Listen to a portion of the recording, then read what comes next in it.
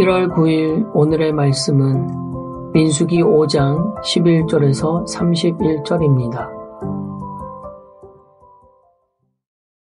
여호와께서 모세에게 말씀하여 이르시되 이스라엘 자손에게 말하여 그들에게 이르라.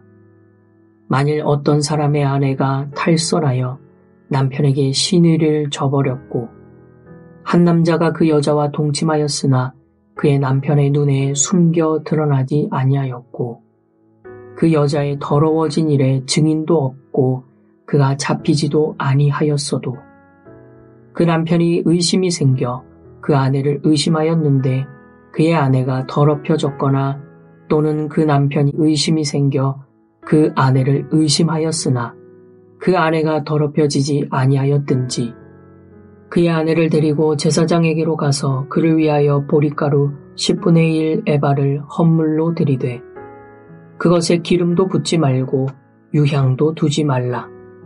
이는 의심의 소재요 죄악을 기억나게 하는 기억의 소재라. 제사장은 그 여인을 가까이 오게 하여 여호와 앞에 세우고 토기에 거룩한 물을 담고 성막 바닥에 티끌을 쥐하여 물에 넣고 여인을 여호와 앞에 세우고 그의 머리를 풀게 하고 기억나게 하는 소재물 곧 의심의 소재물을 그의 두 손에 두고 제사장은 저주가 되게 할 쓴물을 자기 손에 들고 여인에게 맹세하게 하여 그에게 이르기를 네가 내 남편을 두고 탈선하여 다른 남자와 동침하여 더럽힌 일이 없으면 저주가 되게 하는 이 쓴물의 해독을 면하리라. 그러나 네가 네 남편을 두고 탈선하여 몸을 더럽혀서 내 남편 아닌 사람과 동침하였으면 제사장이 그 여인에게 저주의 맹세를 하게 하고 그 여인에게 말할지니라. 여호와께서 내 넓적다리가 마르고 내 배가 부어서 네가 내 백성 중에 저주거리 맹세거리가 되게 하실지라.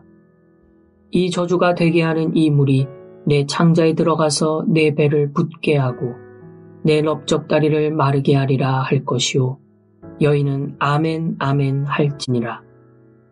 제사장이 저주의 말을 두루마리에 써서 그 글자를 그 쓴물에 빨아넣고 여인에게 그 저주가 되게 하는 쓴물을 마시게 할지니 그 저주가 되게 하는 물이 그의 속에 들어가서 쓰리라.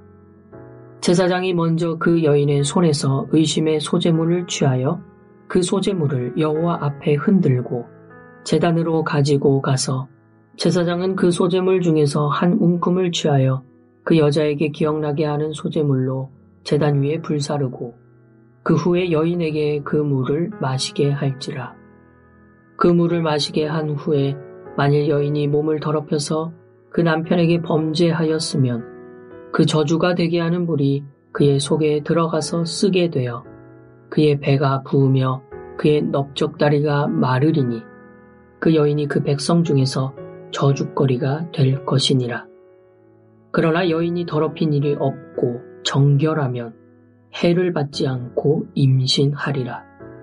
이는 의심의 법이니 아내가 그의 남편을 두고 탈선하여 더럽힌 때나 또는 그 남편이 의심이 생겨서 자기의 아내를 의심할 때에 여인을 여호와 앞에 두고 제사장이 이 법대로 행할 것이라. 남편은 무죄할 것이요 여인은 죄가 있으면 당하리라. 안녕하세요. 민수기 5장 11절부터 31절을 함께 묵상하겠습니다. 오늘 본문은 결혼한 여자가 남편이 아닌 다른 남자와 부정한 일을 저질렀다고 남편이 의심하지만 증거가 없을 경우 행해지는 절차입니다. 아내의 간통을 밝히는 절차이며 꽤나 길고 자세하게 나옵니다. 본문을 자세히 읽어보면 아내가 몸을 더럽혔는지 더럽히지 않았는지 확실히 알 수 없는 상황임이 배경입니다. 만약 아내의 간통이 발각이 되면 그에 합당한 처벌을 받겠지요. 확실한 것은 무엇이냐면 남편의 의심입니다. 문제는 남편의 의심에서 시작되었습니다. 혹시 본문을 읽으면서 왜 관통에 관한 법을 여자에게만 적용하는 것이냐, 남자에게는 왜 적용하지 않느냐, 이렇게 생각하실 수도 있습니다. 이건 중요한 질문입니다. 이 이야기는 잠시 뒤에 하겠습니다. 한 남편이 자신의 아내가 다른 남자와 잠자리를 했다고 생각합니다. 이를 문제 삼습니다. 어떤 상황이 벌어질까요? 몇십 년 전만 해도 남편이 아내를 폭행하고 내쫓지 않았을까요? 제가 어릴 적에 동네에서 부부싸움하는 장면을 목격한 적이 있는데 남편이 일방적으로 부수고 때리고 했습니다. 오늘 본문을 보면 남편이 아내를 의심하게 되었을 때 아내를 제사장에게로 데리고 갑니다. 남편이 직접 처리하지 않습니다. 제사장은 하나님의 권위를 받은 사람이기에 그렇게 하는 것입니다. 이것이 큰 특징이지요. 그러면 제사장은 의심이 가는 남자를 불러 삼자 대면을 해서 사실을 밝혀야 할 것 같은데 그렇게 하지 않습니다. 여자는 머리를 풀고 의심의 소재를 두 손에 들어야 했습니다.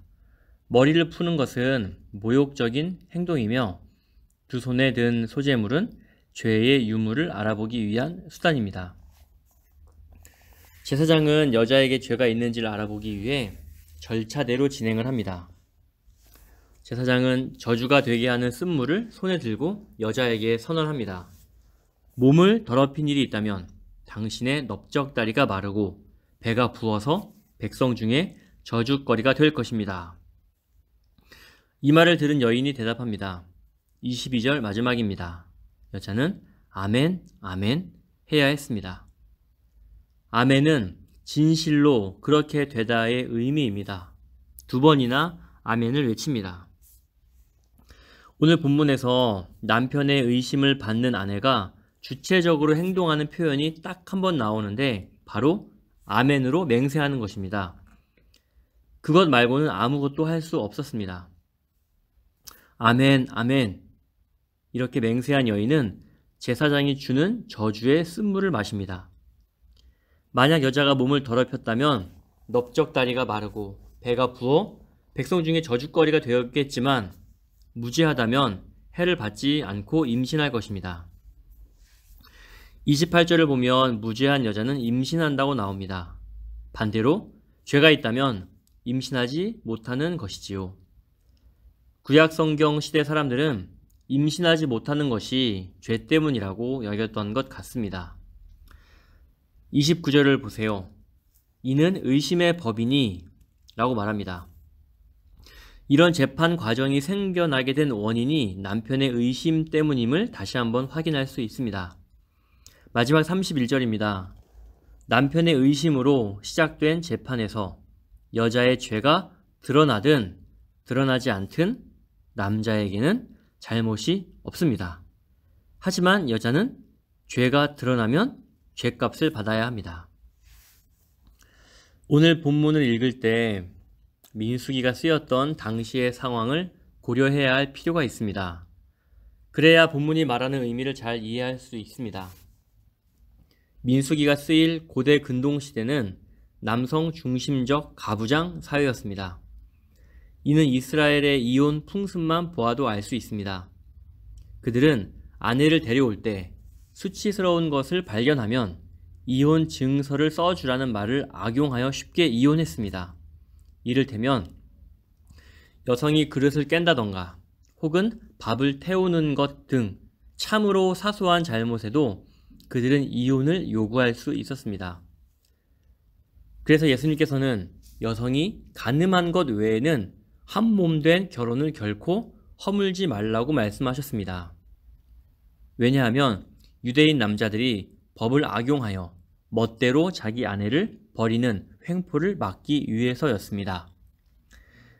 예수님 시대에도 이 정도였다면 그 이전 구약 시대에는 어땠을까요? 구약 시대 여성들의 지위라는 것은 더 낮을 것이라는 것을 우리는 충분히 예상할 수 있습니다. 이러한 맥락으로 본문을 보게 되면 하나님께서 여성을 보호하는 법을 주셨다고 보입니다. 여성의 인권을 존중하지 않았던 시대에 아내가 부정하다고 몰아붙이면 누가 무죄한 여자의 목소리를 들어줄까요? 실제로 간음을 했든 안 했든 남편의 의심이 시작되었다면 이는 단순 버려짐이 아닌 당시 분위기상 학대로 발전했을 가능성이 큽니다. 그렇기 때문에 하나님께서는 지극히 가부장적인 이 사회에서 남편이 아내를 버리지 못하도록, 아내가 억울하게 당하지 않도록 이렇게 법적 절차를 만들어 주신 것입니다. 남자와 여자가 함께 간음을 했는데 여자의 간통만 밝히는지 의문을 품었었지요. 바로 고대 사회에서 여자를 보호하기 위한 법이기 때문입니다. 이해가 되시나요? 오늘 본문은 아내를 의심하는 남편에게서 아내의 결벽을 밝혀주려는 목적이 있기에 여자 문제만 다루고 있는 것입니다. 현대인의 시각에서 오늘 본문을 보면 남성 중심적 규정으로 보입니다. 이건 어쩔 수 없습니다. 그러나 고대 문화권 안에서 가부장적인 문화를 존중하되 최대한 여성들을 보호할 수 있는 법적인 보호장치였습니다. 이 규정은 남성 중심의 가부장적인 시대에 남편 마음대로 결혼의 문제를 처리할 수 없음을 잘 보여줍니다. 성도 여러분, 하나님께서 약자를 보호하시는 원리를 우리는 잘 기억해야 합니다. 하나님께서는 죄를 처리하시되 약자가 억울한 일을 당하지 않도록 하십니다. 힘 있는 자가 약한 자를 억압하는 일은 하나님 나라에서 추방되어야 합니다. 우리가 있는 곳에서 사람들이 억울한 일을 당하지 않도록 우리가 힘써야 할 것입니다. 아멘.